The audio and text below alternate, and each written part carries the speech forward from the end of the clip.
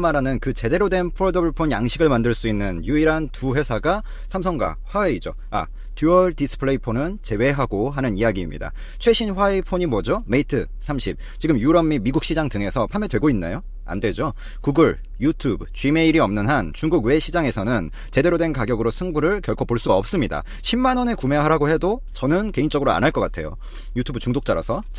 그럼 화웨이가 그나마 넘볼 수 있는 시장은 자국 제일주의를 기반으로 한 중국뿐인데, 그 안에서는 물론 독재체제 아래에 공산당의 고위층 지분이 많이 투입되어 있는 화웨이이기 때문에 비보, 오포, 샤오미 할 거 없이 지금 다 제끼고 화웨이만 중국이 나라 차원에서, 국가 차원에서 밀어주고 있죠. 그렇지만 이제 그 중국에서마저 화웨이의 패권에 삼성이 도전장을 냈습니다. 물론 쉽지는 않겠죠. 현재 삼성의 중국 내 점유율은 0.7%, 참담한 수준입니다. 하지만 그동안의 폰들은 사실 혁신이 없었어요. 가격적인 면이 굉장히 중요했습니다. 하지만 화웨이가 그나마, 그리고 또 한 가지 점유율이 더 있죠. 그나마 어느 정도 점유율을 차지할 수 있었던 이유는 오로지 중국 보조금에 기반한 이 가성비였습니다. 중국 내에서 그 정책은 쭉 유효할 거예요. 하지만 폴더블 폰으로 넘어가는 순간 핸드폰의 패러다임 자체가 바뀌게 되고, 그 어떤 가성비보다 프리미엄 라인에 대한 수요가 생기게 되거든요. 실제로 유럽, 미국, 한국, 러시아, 말레이시아 이런 데 등에서 폴더블 폰의 흥행세를 보면 폼팩터 폰이기 때문에 가격이 대량 생산이 안 되면 가격이 더 뛰잖아요, 원래. 그런 비싼 가격을 그다지 염두하지 않는 소비자들이 많습니다. 또한 기술력의 차이를 살펴보면 더욱 비교도 안 되는 삼성의 우위입니다. 전 세계에서 지금 출시를 한 폴더블 폰 자체가 상용화되어 있는 폰은 삼성밖에 없고, 화웨이는 출시조차 못하고 있죠. 말만 한다고 하는 거지. 그 말은 이미 상용화를 시킬 만큼의 기술력을 가진 업체가 삼성밖에 없다는 의미입니다. 또한 기상용화된 이 폰의 형태를 봐도 좀 더 기술력이 많이 요한다고 알려져 있는 인폴딩을 삼성이 취하고 있죠. 그리고 이미 삼성은 전 세계적인 매진 행렬을 기록하면서 사용자 경험 데이터가 많이 쌓여져 있는 상태에서 중국을 공략하는 입장이고, 화웨이는 이제 막 폼팩터형의 폰을 시장에 내놓는 실험형 폰에 불과합니다. 실제로 삼성은 프랑스, 영국, 독일, 폴란드, 스위스, 덴마크 이런 데서 폴더블 폰을 출시했죠. 그리고 그 중에서 독일, 영국, 프랑스 등에서는 출시한 첫날, 한 나라도 아니고 3개가 넘는 나라에서 출시한 첫날 준비 물량이 모두 매진되는 기록을 세웠죠. 이 매진을 기록하지 못한 말레이시아나 러시아 이런 데 등도 이미 물량이 다 소진되었습니다. 첫날 물량이 소진되냐, 둘째 날, 셋째 날 되냐, 그 정도의 차이만 있었어요. 실제 상용화돼서 많은 사람들의 경험 데이터가 쌓이고 수정 보완이 이루어진, 하드웨어적이던 소프트웨어적이던 그런 수정 보완이 이루어진 제품과 전혀 그런 데이터가 없는 제품은 출시 직후에 당연히 큰 격차를 보일 수밖에 없습니다. 삼성이 중국에서 출시하는 갤럭시 폴드는 화웨이의 기술력을 크게 상회하지만 삼성 입장에서는 이미 갤럭시 폴드도 구형 폴더블 폰입니다. 충격적이죠? 삼성은 개발자 컨퍼런스 SDC 2019에서 심지어 옆으로 한번 접고 위아래로까지 접기까지 가능한, 혹은 처음부터 그냥 일반적인 폰에서 위아래로만 접기 가능한 그런 크램셀 형태의 폰을 이미 공개했죠. 두 가지 기술력이 융합되면 충분히 접고도 가능하고 위아래로만 접는 것도 가능하죠. 여기선 UDC, 언더 디스플레이 카메라 기술까지는 적용하지 않았지만 그 이미지 형태를 보면요, 위에가 뚫려 있었어요. 하지만 현재의 기술 발전 흐름으로 볼 때 차기 폴더블 폰엔 적용될 것으로 저는 보고 있습니다. 화웨이는 인폴딩도 아직 구현 못했는데 삼성은 벌써 위로 여닫는 형태의 R&D를 완성한 상태라는 거죠. 물론 이 위로 여닫는 형태가 R&D 단계의 완성이지 상용화라는 의미랑은 다르지만, 화웨이는 그 다른 의미인 R&D도 안 된 상태라는 것을 고려하면 그 기술의 격차를 여실히 느낄 수 있습니다. 그럼 화웨이는 차기 폴더블 폰 발표를 안 했냐 하면 물론 하긴 했습니다. 하지만 의미가 별로 없어요. 이번이 그 출시되는 폴더블 폰의 명칭이 메이트 X거든요. 그 다음 모델이 메이트 XS입니다. 근데 변화가 없어요. 이 메이트 X, 즉 1세대라고 표현하면 그 1세대의 화웨이 폴더블 폰과 2세대의 화웨이 폴더블 폰은 거의 동일한 형태로, 아웃폴딩인 것도 그렇고 거의 모든 디자인의 형태가 동일한 폰으로 비전을 제시했습니다. 아웃폴딩도 간신히 만든 상태이기 때문에 인폴딩을 하면 또 삼성 따라하기밖에 안 되는 거고, 더 이상의 미래를 제시하는데 한계점이 있을 수밖에 없죠. 그리고 글로벌 스탠다드를 노리고 있는 회사이기 때문에 무작정 따라하기만 또 화웨이는 할 수 없는 회사거든요. 삼성은 이제 위로도 접어서 휴대성에 엄청난 혁신을 이루고 있는데, 화웨이의 차기 폴더블 폰은 1세대와 별 차이가 없다는 게 결론입니다. 실제로 이미 삼성은 8일 중국 출시를 확정 지었지만 화웨이는 뒤늦게 15일 출시 이걸 두고 비슷한 시기에 출시하는 거 아니야? 라고 말씀하실 수도 있지만 이미 삼성은 세계에서 검증된 제품을 출시하는 거고 그럼에도 더 빨리 출시를 하는 거죠. 화웨이는 뒤늦게 중국 내에서 마저 중국 시장에서 마저 우리가 미래의 폰에서 경쟁에서 밀리면 안 된다는 생각에 뒤늦게 15일 출시를 결정한 것이니 완성도에서 차이가 있을 수밖에 없죠.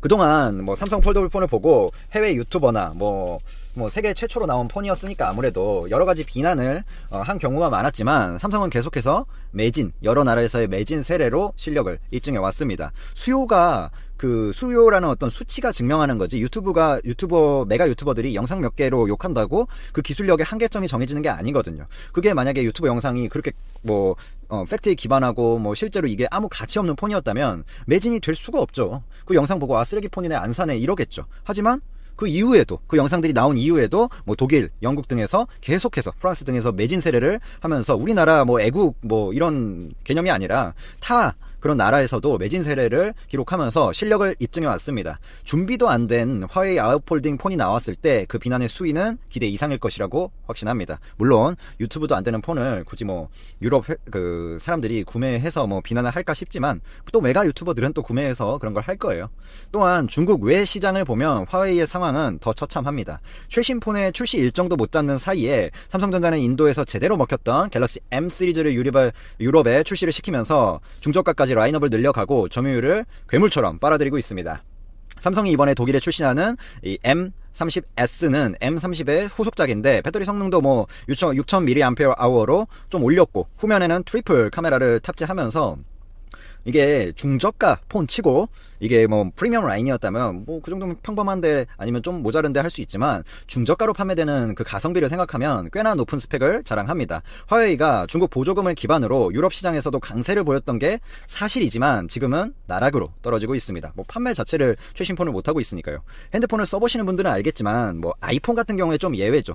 그런 고객 충성도를 삼성이 기록하지 못하고 있지만 화웨이가 폰도 출시하지 못하는 사이에 최신 폰을 출시하지 못하는 사이에 화웨이는 브랜드 가치도 추락하고 있고 삼성폰을 구매하는 층이 늘어나면서 안드로이드 UI에 중독된 사람들에게 자체 UI를 적용할 차후에 나올 화웨이 폰 같은 경우에 안드로이드를 사용 못하니까 자체 UI를 적용하게 되는데 물론 오픈 안드로이드 소스라고 그런 저작권 같은 거에 좀 자유로운 이렇게 풀어놓은 소스를 기반으로 화웨이의 메이트 X는 나오긴 하지만요. 근데 어차피 핵심적인 그런 어플들을 사용하지 못합니다. 그것도 그런 결국에는 자체 UI로 갈 수밖에 없는데 그런 화웨이 폰을 갈아타기란 쉽지 않죠. 실제로 같은 안드로이드라 하더라도 삼성폰만 쓰는 사람이 갑자기 LG폰 쓴다거나 이런 경우가 많지 않아요. 물론 있지만 아이폰에서 삼성으로 오고 삼성에서 아이폰으로 가는 경우보다는 훨씬 많지만요. 그리고 그런 어떤 기술력의 차이 그런 게 차별화를 만들어내기 때문에 이게 소프트웨어나 그런 기술력적인 차이도 물론 존재하지만 거기에서 머물렀다면 그게 한계점이 명확하겠죠. 하지만 구글이 도와주면서 화웨이를 때려주면서 소프트웨어 기술력 차이도 벌어지고 있고 특히나 삼성이 강점을 보이는 하드웨어 기술력 차이가 이런 프리미엄 폰 라인 어떤 시그니처라고 해야 될까요? 그 회사의 이런 폴더블 폰 라인에서는 더욱더 심화될 것으로 보입니다. 삼성의 기술력이 빛을 발하는 부분이죠. 그리고 유튜브를 다운받을 수 있다 해도 화웨이 폰으로 이런 상황에서 갈아타기 쉽지 않을 것으로 보입니다. 또한 미중 무역 전쟁의 여파로 중국이 중국 외 지역에서 화웨이에게 보조금을 계속 지급하는 형태를 띠게 되면 당연히 화웨이의 어떤 세계 시장 야욕은 완전히 접을 수밖에 없는 수순이에요. 유튜브를 원래 사용할 수 없는 죄송합니다.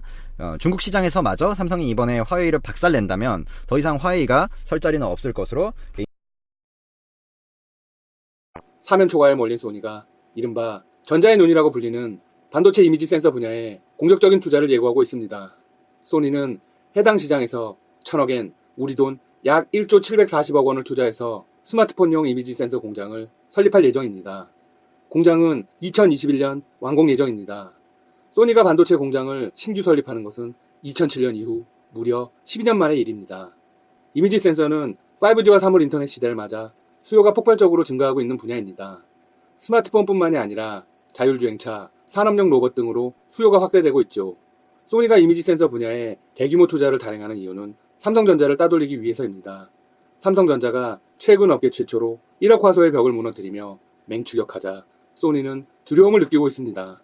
글로벌 시장 조사 업체에 따르면 현재 소니는 이미지 센서 분야에서 시장 점유율 50.1%를 차지하고 있습니다. 사실상 압도적인 점유율입니다. 2위는 삼성으로 소니의 절반에 못 미치는 21.1%입니다. 얼핏 보기에는 상대가 안 되는 듯 보입니다. 하지만 실상을 알고 보면 그렇지도 않습니다. 소니가 점유율에서 앞서온 이유는 스마트폰과 반도체 인력들을 대거 줄이며 이미지 센서에 집중했기 때문입니다. 하지만 삼성은 지난 8월 1억 화소의 벽을 전 세계 최초로 깼습니다. 무려 1억 800만 화소의 이미지 센서 개발에 성공한 것입니다. 이는 삼성의 엄청난 기술력을 증명합니다. 소니는 선두주자였지만 기술로는 삼성을 이기지 못한다는 것이죠. 소니는 삼성전자에게 반도체 주도권을 내주었던 트라우마가 있습니다. 1990년대까지만 해도 일본의 반도체 시장 점유율은 무려 50%였습니다. 하지만 2000년대 들어서 한국에 밀리며 점유율이 한 자릿수로 줄었습니다. 현재는 7%에 불과합니다. 따라서 이미지 센서는 반도체 분야에서 소니의 마지막 자존심이자 최후의 보루입니다. 소니는 새 공장 건설로 2025년까지 시장 점유율을 더욱 높인다는 전략입니다. 목표치는 무려 60%입니다. 삼성을 완벽히 따돌리겠다는 것이죠. 현재 소니의 이미지 센서 생산 능력은 한 달에 10만 장 정도입니다. 공장이 완공되면 2배 가까운 생산이 가능할지 모릅니다. 하지만 문제가 있습니다. 공급도 중요하지만 수요는 더 중요하다는 것입니다. 전 세계 글로벌 기업들은 기술력이 우위에 있는 삼성의 제품을 선호하게 될 가능성이 높습니다. 따라서 현재 소니의 계획은 공연불이 될 수 있죠. 최근 소니의 주요 수익원은 게임과 평면 TV 등입니다. 지난해 영업이익의 대부분이 해당 분야에서 발생했습니다. 이미지 센서 등의 반도체 부분은 전체의 15% 정도에 불과합니다. 결론적으로 게임 분야에서 얻은 돈을 반도체에 투자하고 있는 것입니다. 반면 삼성전자는 스마트폰과 더불어 전자산업 및 반도체 전반에 고른 성과를 내고 있습니다. 최근 반도체 부진에 대한 우려가 있었습니다. 하지만 통계 결과 놀라운 일이 벌어졌습니다. 반도체의 생산과 수출 물량은 역대 최고의 호황을 누린 지난해보다 오히려 더 늘었습니다. 이것이 삼성의 미래가 밝은 이유입니다. 앞으로도 글로벌 기업들의 소식 닥터시사TV가 빠르고 정확하게 전달하겠습니다. 여러분 구독과 좋아요 부탁드립니다.